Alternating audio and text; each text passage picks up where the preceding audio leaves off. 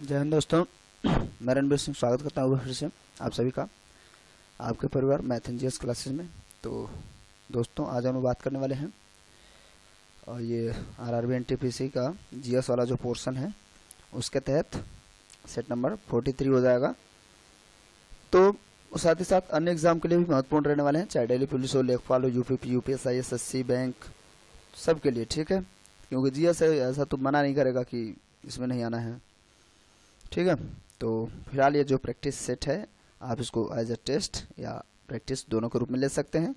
ठीक है, तो फटाफट रिवीजन करते रहिए। 15 दिसंबर से टारगेट है आपका, है ना, मौका दोबारा मिलेगा नहीं।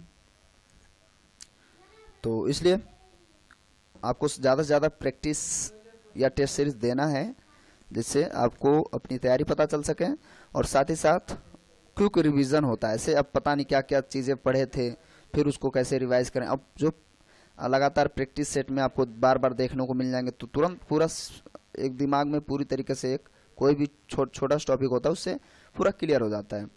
तो बेहतर एक रास्ता है सफलता पाने का प्रैक्टिस सेट। ठीक है, तो इसको ज़्यादा से ज़्यादा हम लोग सॉल्व करेंगे। तो बने रहिए चैनल के साथ यदि आप पहली बार विजिट किए चैनल पे, और साथ ही साथ जो घंटा है उसको भी बजाइए और ऑल पे क्लिक कर लीजिए, है ना, कि बार बार वो बजता ही रहे जब भी वीडियोज अपलोड होंगे। ठीक है, और साथ ही साथ पुलिस का भी प्रैक्टिस सेट चल रहा है, मैथ रीजनिंग के भी आपको इसमें से प्रैक्टिस सेट मिलते रहेंगे, प्लस जो बेसिक वीडियोज़ हैं वो भी अवेलेबल हैं। प्लेलिस्ट में जाके वीडियोज़ देख के चेक करके देख सकते हैं। ठीक है, तो कुछ ज़्यादा ही हो गया बातचीत, चलती है आगे चलते हैं। ये प्रश्न था आपके लिए पिछले सेशन में, कुछ लोगों का जवाब भी आया था। तो खाना बनाने के लिए प्रयुक्त बायोगैस किसका मिश्रण है? तो इसका जो करेक्ट आंसर हो जाएगा मीथेन एवं कार्बन डाइऑक्साइड का। ठीक है, मीथेन एवं कार्बन डाइऑक्साइड। इसमें देखिए इसके अवयव जो होते हैं आमतौर पे क्या होते हैं। देखिए यहाँ पे मीथेन आइसोब्यूटेन प्रोपेन नहीं लगाना है, कंफ्यूज नहीं होंगे। ठीक है, जो मीथेन होता है इसकी जो मात्रा उसमें होती है आमतौर पे 50 से 75% के आसपास होती है। और अगर हम CO2 की बात कर लें, कार्बन डाइऑक्साइड है ना इसमें, तो CO2 की बात कर लें तो वो 25 से 50 के बीच में होता है। ठीक है, नाइट्रोजन भी होता है आमतौर पे, देखिए कम ऐसे लगभग है। तो नाइट्रोजन की मात्रा भी 0 से 10% के बीच में होता है। और सल्फर डाइऑक्साइड भी होती है, सॉरी हाइड्रोजन सल्फाइड। ठीक है, और हाइड्रोजन की भी मात्रा बड़ा डीप हम बात कर लें तो 1% के आसपास होती है, 0 से 1% होती है, नहीं भी होती है, कोई ज़रूरी नहीं है आमतौर पे। और मैं हाइड्रोजन सल्फेट की बात कर रहा था, सल्फाइड की बात कर रहा था। यही सब ये जो है जब ये मिक्सड होती है आमतौर पे जो मुख्य घटक यही है, ये सब चीज़ें भी आमतौर पे होती रहती हैं। ठीक है, तो ये चीज़ें याद रखेंगे। फिलहाल correct answer methane and carbon dioxide हो जाएगा। प्रश्न की ओर चलते हैं। निम्नलिखित में से लोकसभा की प्रथम महिला अध्यक्ष का नाम बताएंगे। तो ये आप लोगों को क्लियर होना चाहिए और देख लीजिए, अपना आंसर चुनिए। सुषमा स्वराज, मार्गरेट हलवा, मीरा कुमार, सरोजनी नायडू। तो करेक्ट आंसर क्या हो जाएगा इसमें, तो चुन लीजिए। फिलहाल करेक्ट आंसर मीरा कुमार हो जाएगा। ठीक है, मीरा कुमारी नहीं, कुमार ही रहेगा। ठीक है, और ये 2009 से 2014 तक लोकसभा की प्रथम महिला अध्यक्ष थी, समझ रहे हैं। तो मीरा कुमार जी को आप याद रखेंगे, है ना। और उस समय मनमोहन सिंह जी थे, है ना, क्योंकि सरकार कांग्रेस की थी। ठीक, और फिर इनके अगर हम बात कर लें, है ना, तो इनके बाद सुमित्रा महाजन जी आती हैं, है ना। अब तो ओम बिड़ला जी हैं वर्तमान में, तो सुमित्रा महाजन जी भी दूसरे नंबर पे महिला हो जाएंगी। ठीक है, अभी तक 2 ही हैं भारत में लोकसभा की प्रथम अध्यक्ष के रूप में हम कहें तो, सॉरी लोकसभा के अध्यक्ष के रूप में। सरोजनी नायडू के बारे में बात करें तो ये तो सब जानते हैं कि ये उत्तर प्रदेश की पहली राज्यपाल थी, है ना, और पूरे भारत की सबसे पहली राज्यपाल थी। दूसरी इनकी बिटिया थी, और बिटिया का नाम मैं भी भूल रहा हूँ अभी, कोई नायडू थी। आप लोग बताइएगा किसी ने किसी प्रैक्टिस में बात किया हूँ। चलिए आगे हम लोग चलते हैं। निम्नलिखित में से जी क्या लिख रहे हैं यार,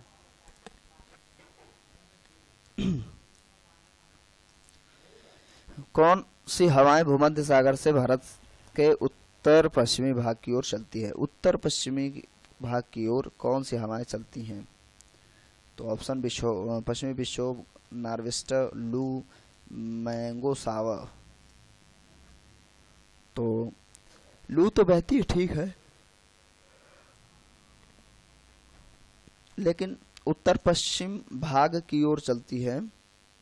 तो उत्तर पश्चिम भाग की ओर चलने वाली जो, देखिए ये है आपका डायरेक्शन, नॉर्थ और वेस्ट, इस भाग की ओर कह रहा है ना, तो इसे हम पश्चिमी विक्षोभ कहेंगे। आमतौर पे लू जो होता है हम कहते हो पछुआ पौने ही होती हैं, पश्चिमी हवाएं इधर से आती हैं। ठीक है, तो करेक्ट आंसर इसका क वाला हो जाएगा, यानी कि पश्चिमी विक्षोभ। ठीक है, और ये भूमध्य सागर गिरी क्षेत्र से आरंभ होकर ये उष्णकटिबंधीय तूफान है एक तरीके से, है ना, और ये शीत ऋतु के दौरान भारतीय महाद्वीप के उत्तर पश्चिमी भागों में अचानक से वर्षा करा देता है ना, और जेट धाराएं वगैरह जो हैं वो भी विक्षोभ वगैरह भारत में लाने के लिए उत्तरदायित्व होते हैं। दिसंबर से जनवरी के बीच में ऐसा कुछ माहौल बन जाता है पश्चिमी विक्षोभ से। ठीक है, तो ये याद रखेंगे। आगे चलते हैं हम लोग। संविधान में निम्नलिखित में से किस के बारे में उपबंध नहीं है?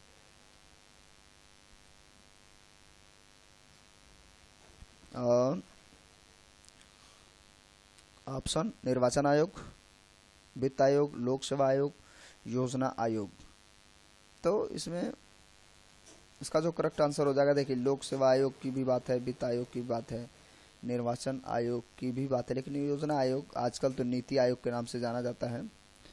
इसका भी ऐसा अब तो आएगा ही नहीं योजना आयोग, नीति आयोग आएगा, क्योंकि ये थोड़ा सा मैं बता रहा हूँ कि 2013 का चल रहा है, 19 का भी हम लोग ने देखा हुआ था, और तो इसके तहत हम लोग आगे चल रहे हैं, तो आप इसे नीति आयोग कह सकते हैं। ठीक है, यहाँ पे तो करेक्ट आंसर नीति आयोग हो जाएगा।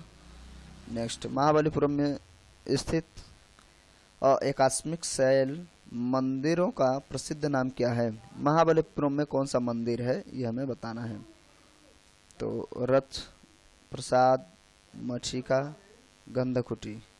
तो इसका जो करेक्ट आंसर हो जाएगा, कांचीपुरम एक जिला है तमिलनाडु का, है ना, तो उसमें महाबलीपुरम में एकात्म चट्टान पर विद्यमान है ना, तो रथ मंदिर आमतौर पे कहा जाता है महाबलीपुरम का, तो ये रथ मंदिर ही है वहाँ पे, है ना, रथ के समान ही है, और ये ग्रेनाइट इत्यादि पत्थर से मिलकर बना हुआ है पूरा भाग। ठीक है, और हाँ, इसको जो है पल्लव वंश के शासकों ने बनवाया था, जैसे उसमें नरसिंह वर्मन, महेंद्र वर्मन प्रथम, उसका पुत्र नरसिंह वर्मन प्रथम, इन दोनों ने मिलकर के ऐसे मंदिरों का निर्माण करवाया, तो ये भी इसके तहत एक मंदिर है। ठीक है, प्रत्यावर्ती धारा को दिष्ट धारा में, प्रत्यावर्ती धारा यानी कि एसी से दिष्ट धारा यानी कि डीसी में बदलने के लिए किस युक्ति का प्रयोग करते हैं? एसी से डीसी में बदलना तो किसका प्रयोग करते हैं भाई? अमीटर का, गैल्वेनोमीटर का, रेक्टिफायर का, ट्रांसफार्मर का।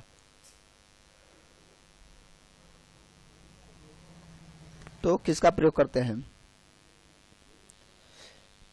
तो इसका जो करेक्ट आंसर हो जाएगा वो हो जाएगा आपका ग नंबर, रेक्टिफायर। ठीक है, मीटर तो मीटर जो घर में लगा होता है वो मीटर, अमीटर वही होता है। ठीक है, ट्रांसफार्मर तो आप जानते ही हैं, और तो गैल्वेनोमीटर भी होता है, लेकिन यहाँ पे जो एसी से डीसी में बदलने का जो काम करता है वो रेक्टिफायर ही करता है। ठीक है, चलिए हम लोग आगे चलते हैं। बुरादे से ढकी हुई बर्फ जल्दी क्यों नहीं पिघलती है? ऑप्शन है, बुरादा पानी को सोख लेता है, बुरादा हवा को बर्फ तक नहीं जाने देता, बुरादा उष्मा का कुचालक है, बुरादा उष्मा का सुचालक है। तो इसका जो करेक्ट आंसर हो जाएगा क्या होगा, आप ठीक करिए। तो ऑब्वियसली बुरादा जो है उष्मा का कुचालक होता है, इसलिए उष्मा को आने जाने नहीं देता है और बर्फ बचा रहता है। ठीक है, धीरे धीरे पिघलता है, बहुत तेजी से नहीं पिघलता है अपेक्षाकृत खुला रख देने से। ग्रेट बैरियर रीफ कहाँ स्थित है? ये बहुत बढ़िया क्वेश्चन सा है। प्रशांत महासागर, हिंद महासागर, अटलांटिक महासागर, आर्कटिक महासागर। तो कौन से वाले महासागर में ये स्थित है, ठीक है। तो ये जो ग्रेट बैरियर रीफ है ये आपके प्रशांत महासागर में स्थित है, ठीक है।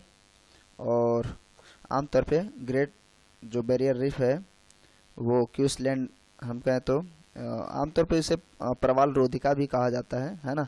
तो जो ऑस्ट्रेलिया के उत्तर पूर्व के तट के आसपास यानी थोड़ा सा दूर प्रशांत महासागर में ही है और वो पश्चिमी किनारों पर स्थित है।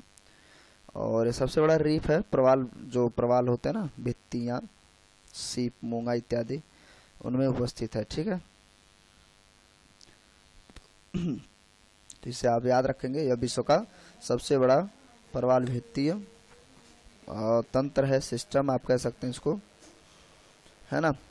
अगर हम बात कर लें कि इसका जो विस्तार वगैरह है तो लगभग 34 यानी हम कहें तो 3 ऐसे लिखेंगे 3,44,400 के आसपास ऐसा, ठीक है।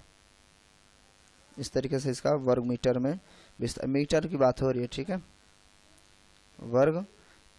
मीटर कहाँ होगा, किलोमीटर की बात है। चूंकि इतना बड़ा है तो वर्ग मीटर में थोड़ी होगा, किलोमीटर स्क्वायर में, वर्ग किलोमीटर में फैला हुआ है, ठीक है।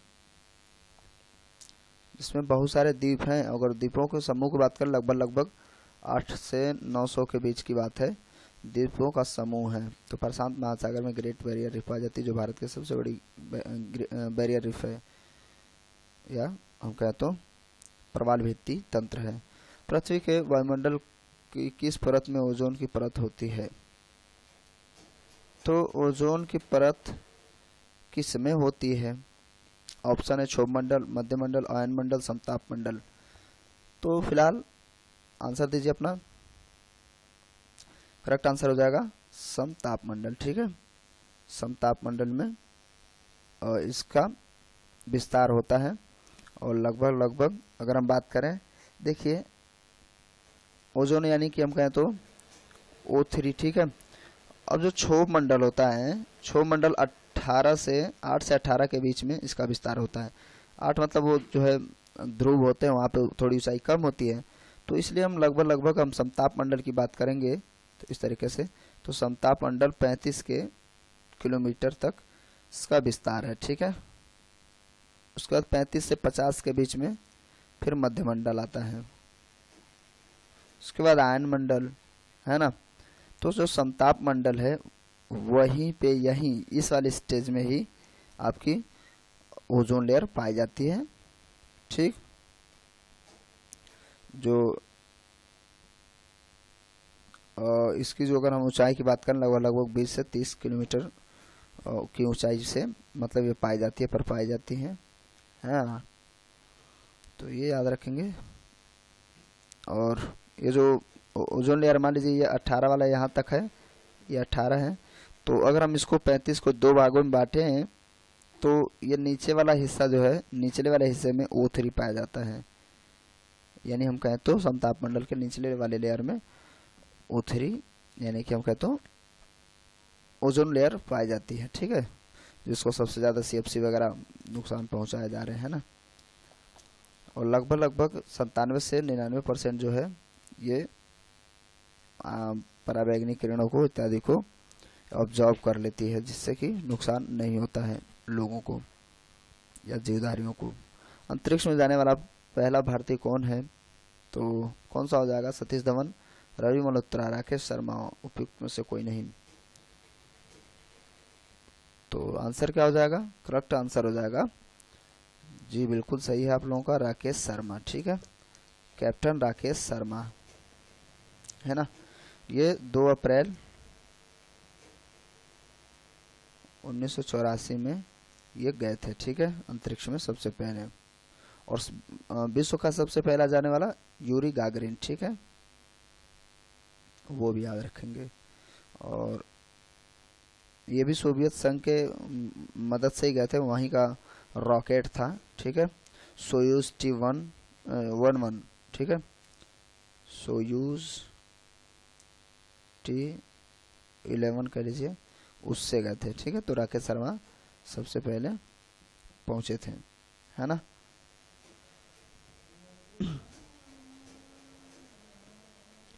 और अच्छा, महिला में पूछ ले भारत में, तो कल्पना चावला पहली थी, भारतीय मूल की।